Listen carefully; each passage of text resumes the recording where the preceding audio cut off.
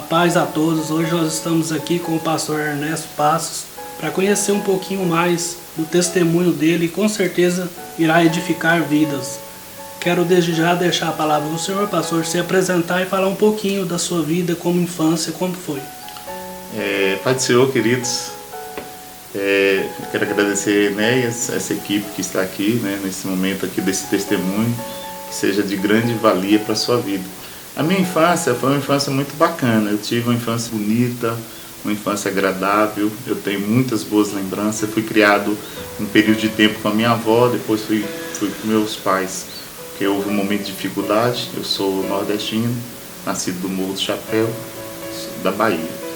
Então houve um momento de muita dificuldade na Bahia, meus pais tiveram que mudar para São Paulo para tentar melhorar as situações que naquele momento estavam complicadas financeiramente. Então eu tive que ficar com minha avó. Meus pais, logo em seguida, quando as coisas melhoraram, eles me buscaram novamente, então fui criado pela minha família. Meu lar foi muito turbulento no sentido de família, meu pai e minha mãe. Não no sentido de filhos. Toda a vida eles protegeram muito a gente nesse aspecto. Eles tinham as suas divisões, tinham os seus problemas, mas porém eles nunca deixaram isso atingir a nossa vida. E quando veio a separação, a partir daí então isso começou a me atingir. Então a minha infância não foi uma infância triste, foi uma infância bacana com meus pais me davam segurança, tive a referência do meu avô, da minha avó, e foi muito bacana a minha infância. Não deixa da gente perceber que havia alguma situação, mas de qualquer forma eles nos protegeram muito nessa fase de idade. Então quando houve a separação, minha mãe veio para Goiás, e meu pai também veio para Goiás. E eu fiquei morando na casa de um tio meu, em Santos. Então, a partir dali, eu comecei a conviver com meus amigos sozinho. Meu tio não tinha um controle sobre a minha vida.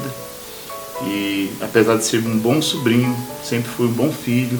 Mas, porém, eu fui ruim para mim, fui ruim para a sociedade. Então, eu me envolvi com as drogas através desses amigos, sem o controle dos pais. Então, quando existe um lar que se desfaz, se perde o controle. Então eu perdi o controle emocional, perdi o controle de muitas coisas na minha vida.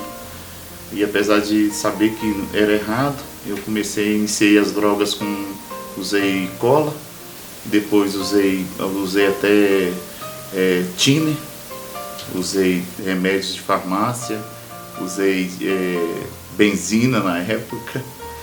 E aí fui crescendo nas drogas, cocaína, maconha, e foi a partir desse momento da separação dos meus pais que eu me perdi. Não estou culpando a separação, mas como eu estava sem a minha família, não tinha uma segurança de estar vendo minha mãe, de estar vendo meu pai, então automaticamente eu fiquei solto, fiquei livre, fiquei sem limite. E a falta desse limite me levou às drogas. Então foi por aí, que eu comecei. Seu pai e sua mãe, eles eram cristãos, eles eram católicos? Qual religião que eles eram?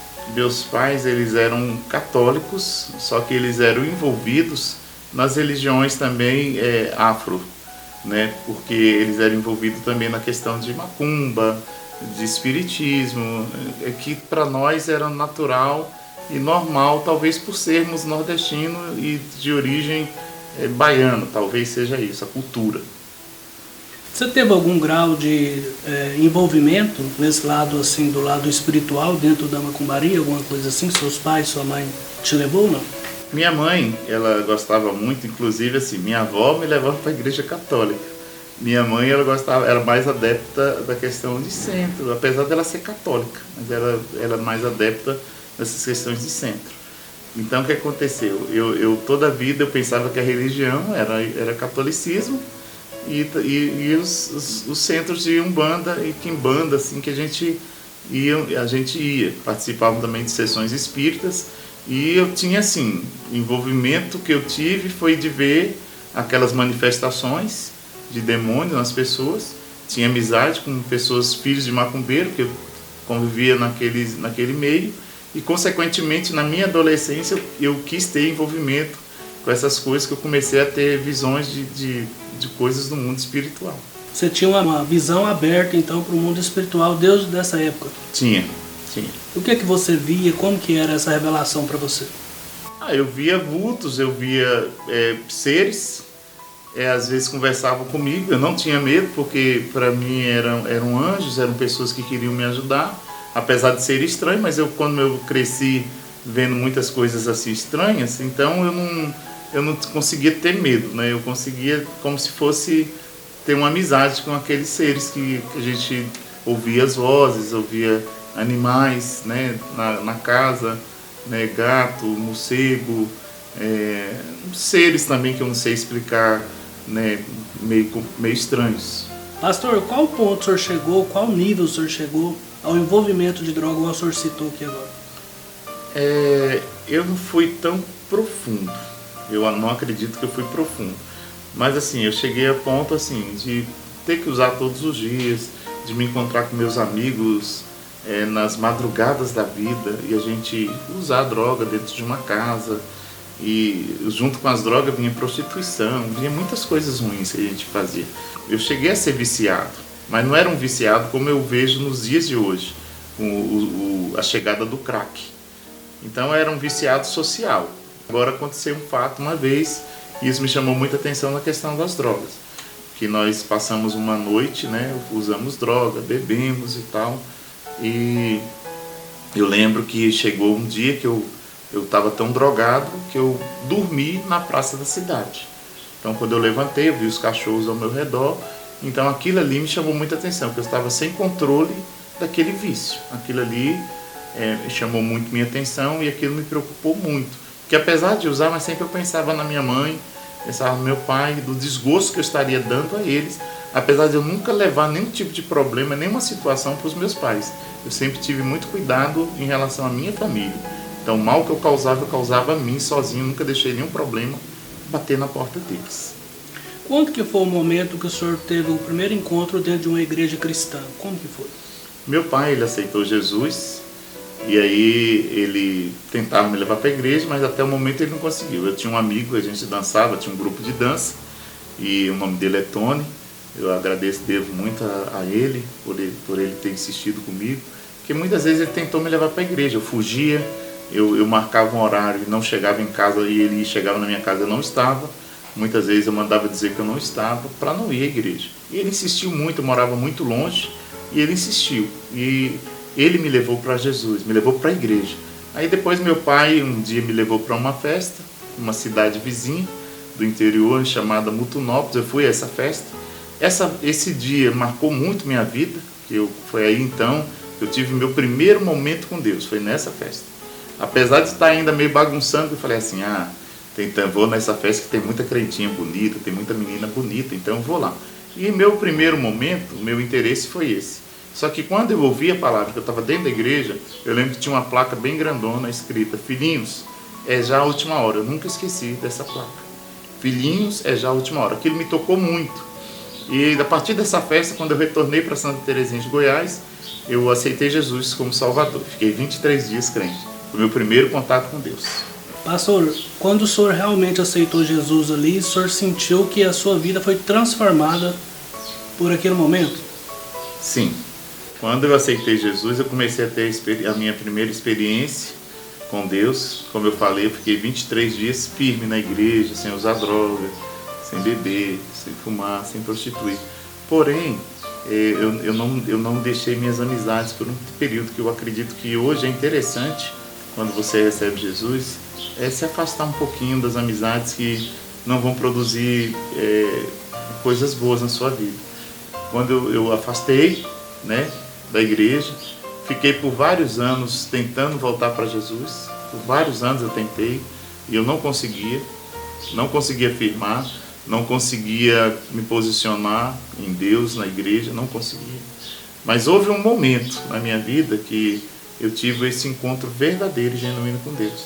Nesse dia eu recebi o batismo com o Espírito Santo, né, como meu Salvador. Então a partir dali, daquele dia em diante, né, hoje já vão fazer acho que 33 anos, se não me foge a memória, que eu encontrei com Jesus. Nunca mais eu usei droga, nunca mais eu usei bebida, nunca mais eu prostituí, eu casei sem fazer sexo com ninguém, sem fazer nada dessas questões. A partir daquele momento ali, Deus me guardou. Houve uma mudança nesse aspecto na minha vida. A partir desse momento começou também um chamado de Deus já vindo sobre a sua vida para o ministério, né? Como foi isso? O chamado foi o seguinte, quando eu aceitei Jesus, poucos meses que eu estava na igreja, um dia eu estava na casa do meu pai e estavam alguns pastores na casa dele. E eu estava chegando com alguns amigos meus. E naquela época eu andava com a turminha, só voltando um pouquinho atrás, que quando eu aceitei Jesus a primeira vez, né, que eu fui na igreja, que tive a experiência dos 23 dias, eu entrei dentro da igreja e tinha uma turminha de gente muito tribulada. Eu misturei com esses meninos e eu gostava de dançar, eu gostava de muitas coisas, eu tinha muitas amizades com as meninas. Esses meninos estavam dentro da igreja, eles queriam me usar um conhecimento que eu tinha no mundo para eles. Por exemplo, apresenta para as meninas, me leva não sei para onde. E como eu era um pouco popular, né, que eu era o cara, mas assim, eu era um pouco popular por causa da dança. Então eu conhecia muitas pessoas, conhecia muitas meninas, eu tinha grupos de pessoas que me acompanhavam.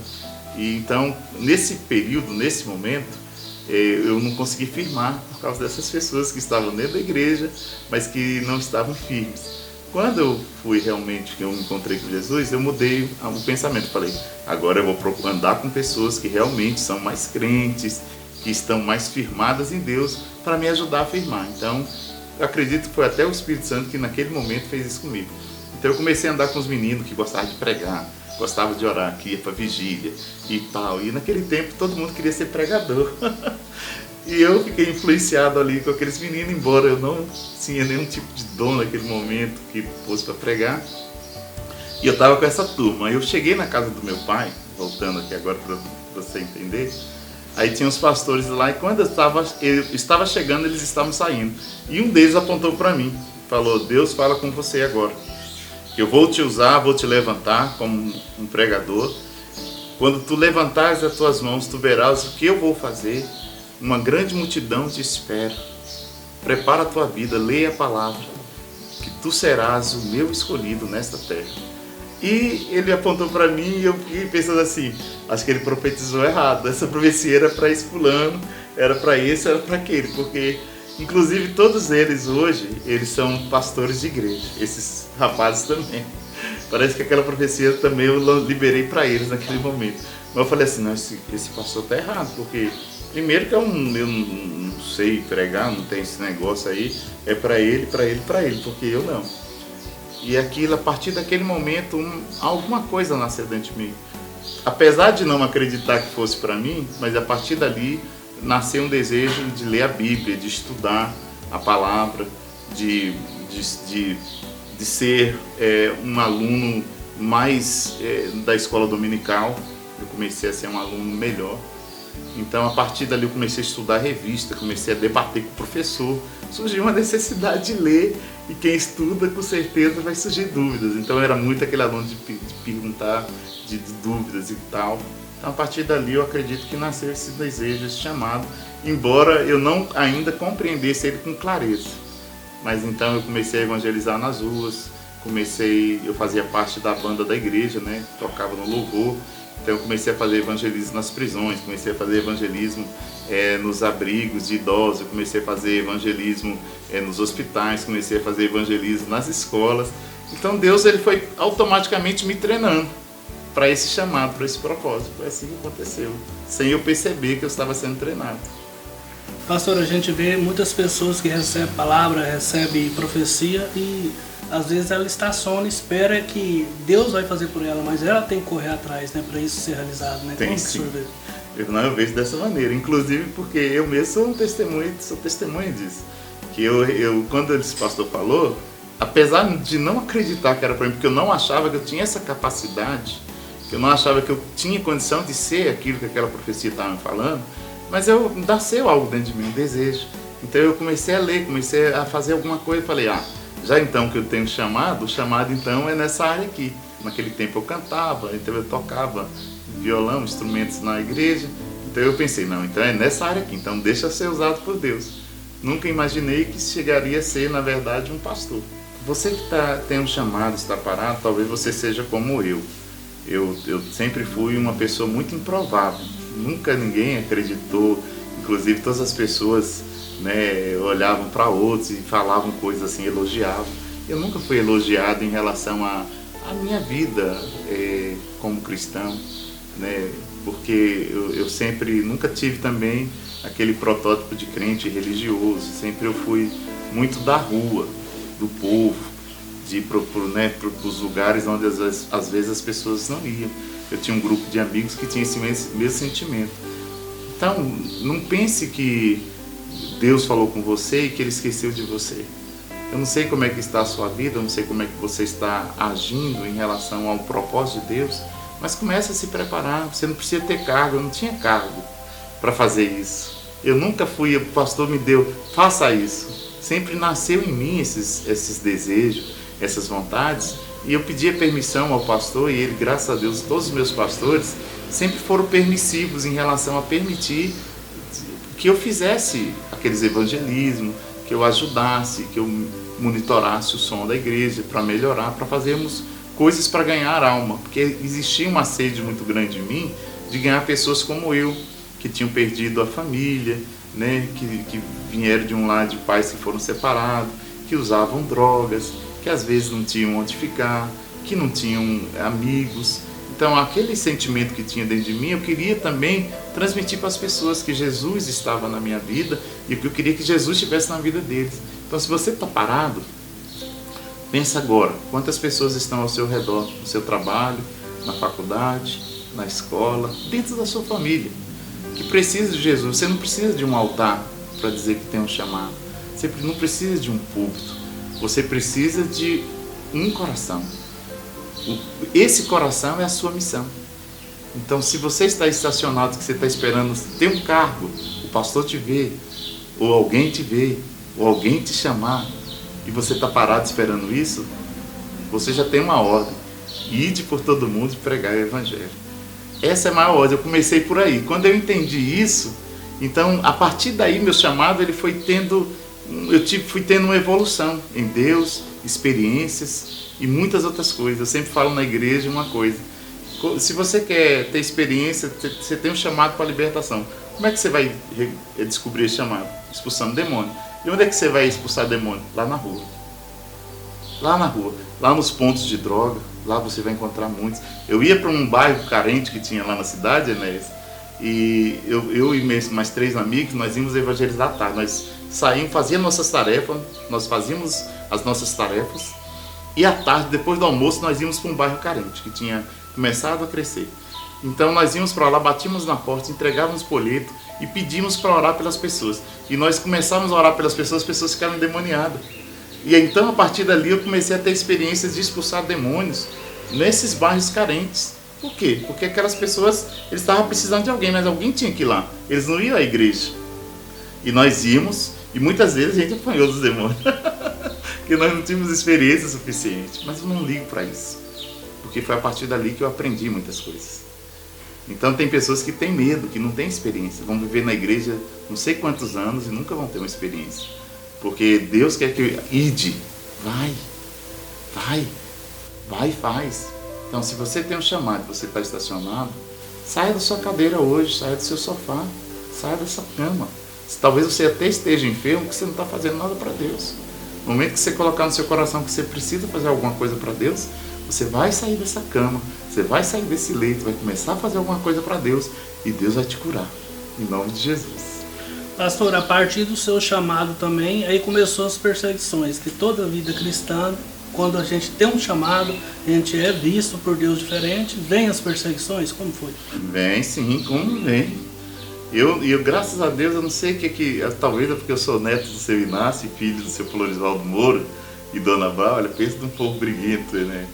Então toda a vida, assim, houveram essas perseguições, de pessoas que não acreditam em você, de pessoas que, obreiros mesmo da igreja, pessoas da igreja. Infelizmente, as nossas maiores guerras a gente enfrenta não é fora, não, é dentro da igreja, viu?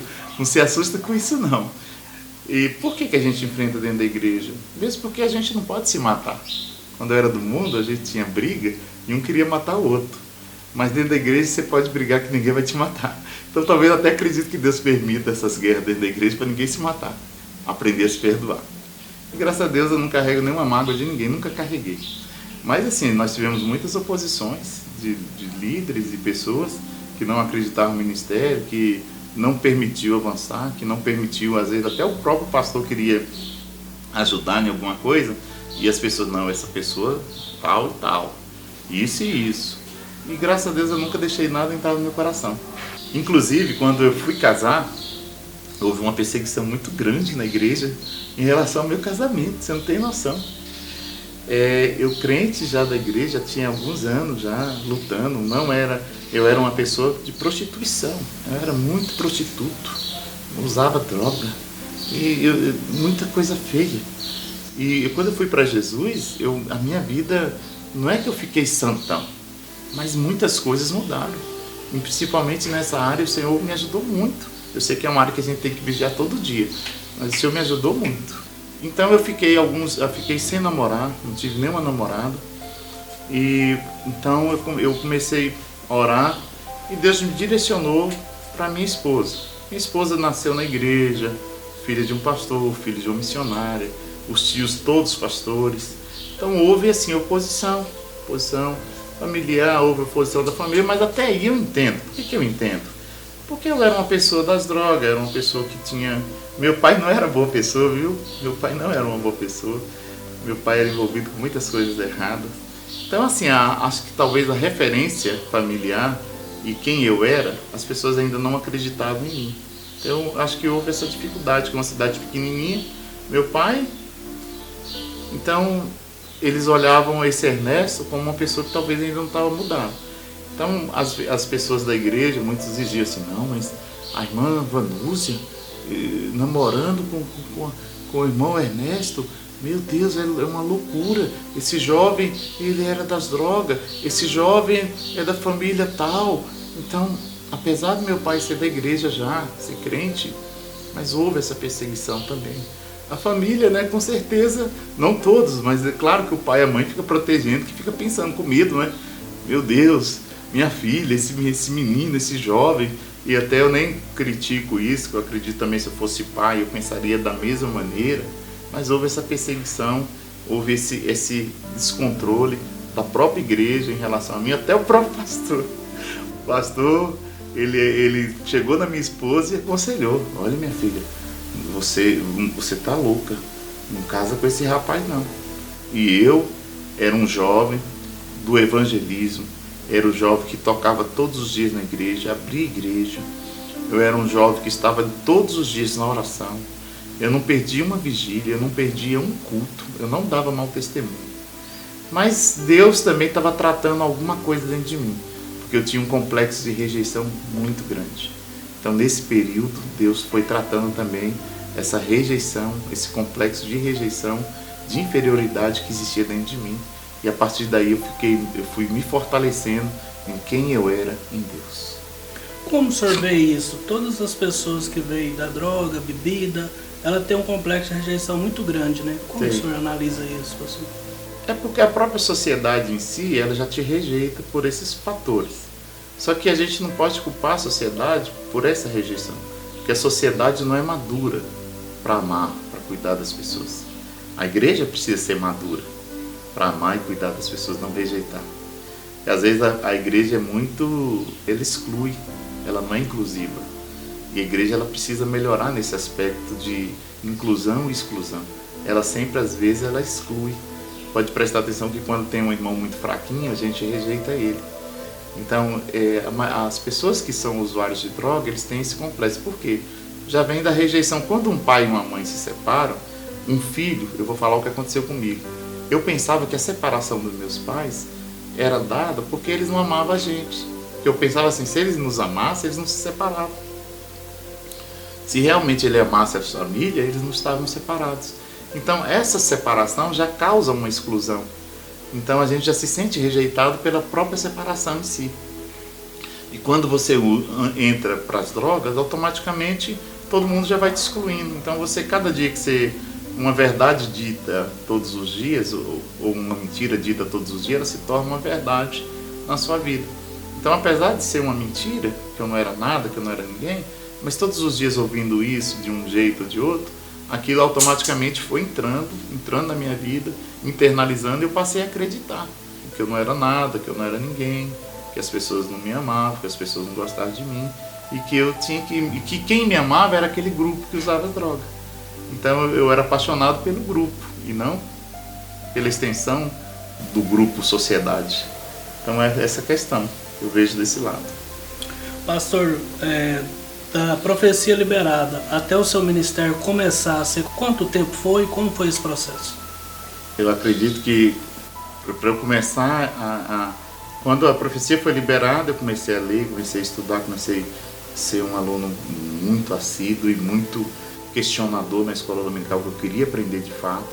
Aí logo acho que passaram-se 2 anos, eu acredito, o pastor me colocou como obreiro da igreja, auxiliar na igreja. A partir dali, então, eu comecei a ter um entendimento do ministério, mas não de ser pastor, porque ser pastor eu tinha uma rejeição de pastorear. Eu comecei a ter entender um pouco da questão de pastorear quando eu era presbítero. Eu comecei a ter um entendimento de pastoreio, porque então um dia o pastor lançou uma congregação que nem existia, na verdade era um ponto, e ele lançou um desafio. Tem alguém que deseja começar a fazer um trabalho na vila que chamávamos Maria Gorda? Então eu aceitei, eu levantei minha mão e falei: se o senhor permitir, pastor, eu vou para esse lugar, dirigir essa igreja, que não existia. Então a partir dali eu peguei gosto, eu fui cuidando, só tinha idosos naquela congregação, naquele ponto de pregação, só tinha pessoas idosas, e eu comecei a cuidar daquelas pessoas idosas, amar eles, eu amava aquelas pessoas, fazia aniversário com eles, eu visitava eles, tomava café, e era novinho, eu tinha 24, 25 anos talvez naquele tempo, e eu amava aqueles velhinhos, eu amava estar com eles, eles eram bonzinhos demais comigo, eles plantavam arroz, davam arroz para mim, dava galinha, levava ovo, e eu comecei a dirigir aquela igreja. Tinha um ponto de pregação com uns velhinhos da casa que eu dirigia, que para a glória do Senhor acabei ganhando o dono da casa para Jesus, que a esposa era crente, ele não era, e ele rejeitava o evangelho. E tinha outros velhinhos aposentados na mesma rua, na frente, outro no cantinho, e eu visitava eles, gostavam muito de mim. E quando eu finalizei meu trabalho ali, nós já tínhamos mais de 45 pessoas naquela congregação, naquele ponto, e Deus fez uma coisa linda ali naquele lugar. Então a partir dali eu comecei a pegar gosto. Só que para mim estava bom, sendo pastor ali, que estava dentro da minha cidade, dentro do meu ambiente, junto com minha família, estava com o meu emprego, estava tudo bacana. Ou seja, eu não tinha tanta pressão também, porque eu só dirigia culto mais, e visitava aqueles irmãos. Eu não tinha uma vida pastoral como eu tenho agora, mas eu visitava, eu orava com eles, fazia culto e tal. A partir dali que eu acredito que eu fui começar a entender o ministério pastoral, pegar gosto. O chamado para ser pastor mesmo de uma comunidade, ele veio quando? Como foi? Isso aí, nós temos um amigo chamado Pastor Francisco. Sempre ele me confrontava em relação ao ministério. E sempre ajudava ele. Ele mora em Anápolis, reside em Anápolis, que hoje é meu pastor presidente. Então ele me confrontava muito. Ele: Ernesto, você tem chamado, rapaz. O que você está fazendo nessa Santa Terezinha? O tempo está passando e você não tá obedecendo a Deus. E aquilo me confrontava muito, muito. E aí Deus foi falando com a gente, foi dando clareza em relação a esse chamado. Um dia minha esposa teve um sonho. Isso foi muito determinante. Eu gosto muito da minha família, sou muito família, amo meus filhos, amo minha esposa, amo meu lar, amo a casa que o Senhor me deu. E aí o que aconteceu? Minha esposa teve um sonho, que a minha casa estava virada de cabeça para baixo. E eu compreendi que se eu não aceitasse aquele chamado para fazer a obra de Deus, minha casa ia ficar de cabeça para baixo. E eu fiquei com temor naquilo, comecei a orar, estava próximo ao final do ano, eu comecei a orar, e aí o pastor falou: ó, rapaz, está na hora, vem, rapaz. E aí, nesse momento, eu fui por volta do ano 2000, eu aceitei, né, aquele propósito, aquele chamado para Deus, e foi a partir dali que eu fui para Anápolis ajudar o pastor Francisco lá na igreja, sede, e Deus ali foi falando poderosamente comigo. Só que até então era o pastor auxiliar lá da igreja dele. Lá. onde ele é pastor hoje. Como o senhor vê a comunidade hoje que o senhor toma conta, que o senhor é pastor presidente, como o senhor vê essa comunidade ali que o senhor pastoreia? Eu amo essa comunidade, Por que eu amo essa comunidade? Porque Deus falou muito poderosamente comigo quando foi para vir para Rio Verde.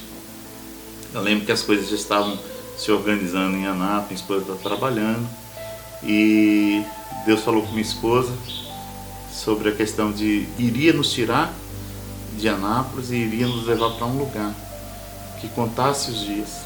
E Deus havia falado comigo na rua, quando eu estava indo fazer as compras para fazer a festa final de ano na nossa igreja sede. Então Deus usou um profeta. Eu não quero dizer que a nossa vida tem que ser dirigida por profecias, mas naquele momento Deus estava confirmando aquilo que Ele já estava no nosso coração, aquilo que já estava decretado pelo Senhor, pelo propósito do Senhor. E aí Deus falou comigo também. Eu estava descendo com um amigo meu, e uma pessoa chegou e colocou a mão dentro do carro, que eu não conhecia, nunca vi na vida, e falou: prepara tuas malas, estou te tirando daqui nesses dias, vou te levar para um lugar, e tu serás como um restaurador de vidas naquele lugar.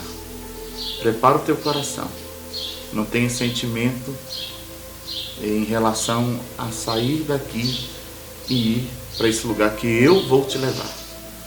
E eu fiquei assim. E quando isso era 2000, virada do ano de 2003 para 2004. Eu lembro que o pastor recebeu uma ligação para a gente vir até Rio Verde, para nós comprarmos uma instalação de uma igreja que estava sendo desativada.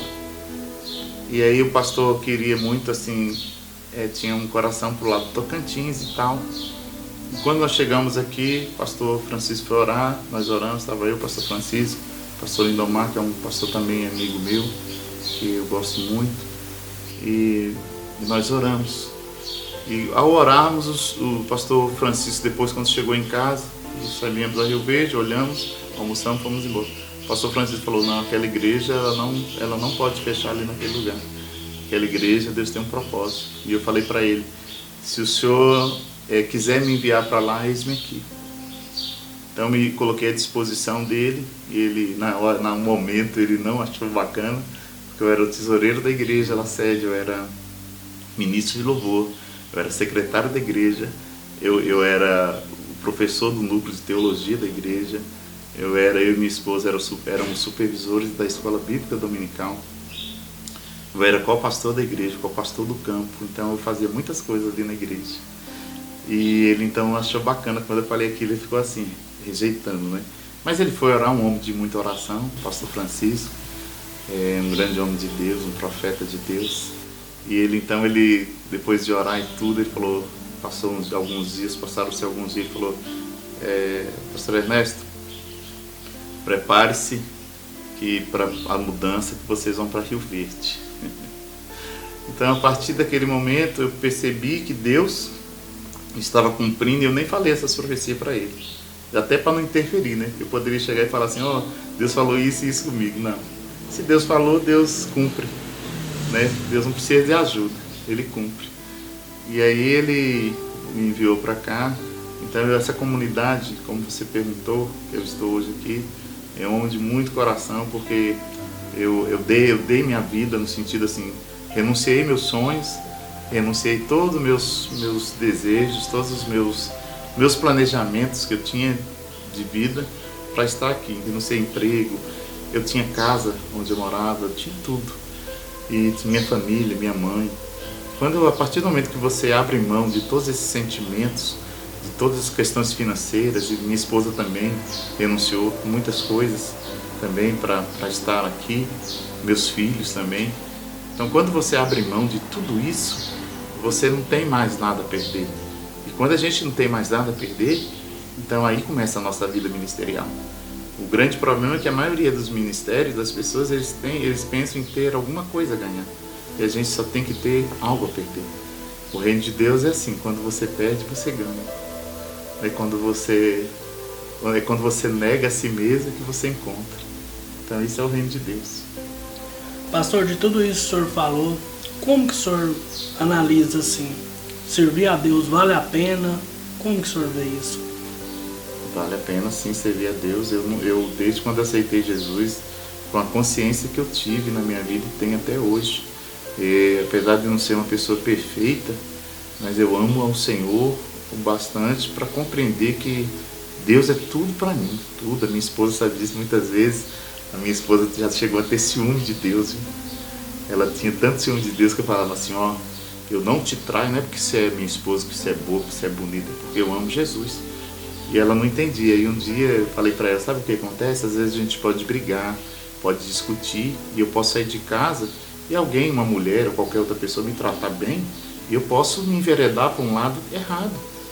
Porque se meu amor com você estiver abalado, eu posso te trair. Agora, se meu amor estiver sustentado em Deus, o meu amor com você pode até estar abalado. Mas se meu amor estiver firme em Deus, eu não vou fazer nada de errado. Eu não quero desagradar a Deus. Então Deus para mim, Ele representa tudo na minha vida. Pastor, o senhor como um líder religioso, a gente estamos passando por momentos difíceis. Nós estamos enfrentando a pandemia, né, no Brasil, o coronavírus. Gostaria que o senhor deixasse uma palavra para as pessoas se acalmar, descansar em Deus, porque sabemos que isso é um momento e, além de tudo, é a palavra de Deus sendo cumprida, né? Sim. A pandemia, Enéas, eu vejo como uma ação de Deus para um despertamento. Eu até vejo isso como um avivamento, porque muitas pessoas hoje, não todas, mas muitas pessoas que não tinham um contato com Deus mais sério, hoje estão tendo.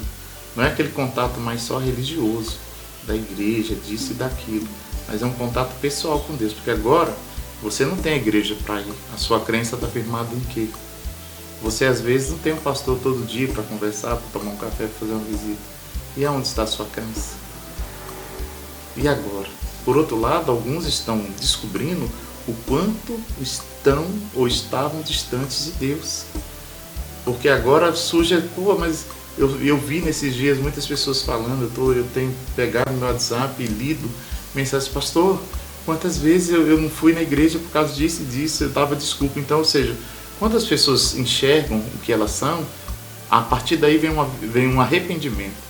E esse arrependimento é transformador, porque quando eu reconheço o que eu sou, então aí sim existe um momento de arrependimento. Quando é que eu me arrependi? Quando eu descobri que eu precisava de Deus, que as drogas não eram mais nada, que aquilo era só um refúgio, era só um lugar que eu achava que estava bem, mas não tinha nada de bem, porque eu estava precisando era de Deus.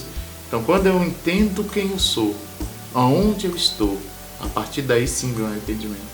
Então nesse tempo dessa pandemia, eu vejo que está existindo um despertamento. Muitas pessoas estão voltando para Jesus, outros estão se despertando. Alguns se revoltam, alguns e tal, isso sempre vai haver, é natural no mundo espiritual, mas eu vejo que o que está produzindo no coração das pessoas, as pessoas estão mais humanas. Muitas pessoas têm trazido coisas aqui, pastor, pode fazer uma cesta básica para alguém que está necessitado, não sei o que, aqueles que têm essa consciência. Então, tem gente que se aproveita, né, se apodera desse momento, fica se promovendo, tirando foto do que está fazendo, estou dando a cesta para isso, eu não gosto dessas promoções. Então o que a gente faz com essa mão, a outra não veja, e a gente tem que fazer, né, na igreja, cuidar dos irmãos e cuidar das pessoas com carinho, com amor, para que o Senhor seja glorificado nesse momento, nesse tempo de crise, que realmente esse amor que Deus falou tanto, que não adianta ter fé, não adianta ter nada, se eu não tiver amor, nada vale. Então, nesse momento é o que está se manifestando, é o verdadeiro amor entre os cristãos, entre o povo. Essa pandemia está valendo, apesar das aflições, eu nem estou querendo falar das aflições, não estou querendo falar do avanço, não estou falando, quero ser aqui um profeta do medo, do pavor, não quero ser essa pessoa, mas eu quero fazer essa avaliação pessoal, porque é isso que vai contar. Se Jesus voltar agora, não é que se eu estou doente, não é se eu não estou, não é que se eu estou com dinheiro, se eu estou desempregado, não é se eu estou bem, se eu estou mal, se eu estou passando fome, se eu não estou, não é isso que vai contar. O que vai contar agora é quem eu estou, com quem eu estou e quem eu sou em Deus. É isso que vai contar. É a minha fé. Como eu estou com Deus.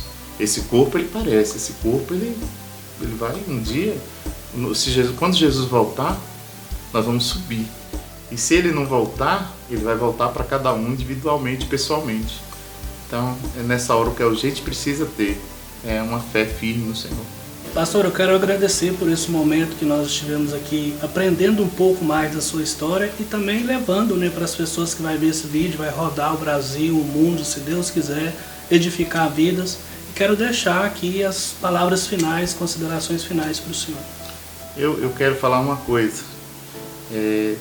Quando você que tem um chamado de Deus, você que está me escutando aqui nesse dia, que tem um chamado de Deus e que às vezes tem dúvida como vai ser, de que maneira que vai ser, eu falo uma coisa para você: chamado não precisa de dinheiro, só precisa de um propósito. Se Deus tem um propósito, o chamado vai acontecer. E quando eu vim para cá, eu esqueci de falar isso, não houve uma oferta financeira: eu vou te dar um salário tal, vou te dar isso, vai ter isso. Não. Pelo contrário, o pastor falou: olha, nosso caixa financeiro está assim. Então, se você tem coragem, né, o lugar é seu. Eu falei: se Deus já falou comigo, se Deus está me mandando, eu não tenho medo de nada. Então, não é as questões, provisões humanas, são provisões que vêm dos céus. E, em segundo lugar, a questão familiar. A grande importância do marido está no coração da esposa e da esposa está no coração do marido. E Deus está no centro de tudo. Se isso acontecer, o seu chamado vai se cumprir. Porque as coisas de Deus, elas acontecem conforme o propósito dele, o querer dele. E questão dos filhos. Eu tenho um casal de filhos. Eu tenho uma filha que ela aceitou o chamado do Senhor quando ela ainda tinha 17 anos. Ela foi para a África, ela foi estudar, fazer seminário, ela residiu na África, ela ajudou ali por quase um ano. Aquelas pessoas, nossa igreja teve o privilégio de sustentar, de abençoar pessoas ali naquele país, naquele continente. E foi muito gratificante. Então nossos filhos compreendem o propósito do Senhor. Meu filho, eu tenho um filho, ele é músico na igreja. Hoje também o Senhor deu também uma bênção muito grande para nós, que nós não temos condições financeiras para ter um filho fazendo medicina. Conseguiu passar em vários vestibulares do nosso país, uma das melhores universidades do país, federal. Por quê? Para um propósito. Porque Deus tem um propósito. Então, quando você se encaixa dentro do propósito de Deus, as demais coisas se encaixam na sua vida. Não somente para você, mas para a igreja, para a sociedade, para a sua família, para os seus filhos. Porque nossos filhos são uma extensão. Elas são heranças do Senhor, eles são heranças do Senhor. Então, o conselho que eu te dou: se você tem um chamado de Deus, espera a hora certa, espere o momento certo, esteja em conexão com a sua liderança em Cristo Jesus, para que Deus possa abençoar o seu chamado, para que vocês vá com a bênção de Deus. Amém?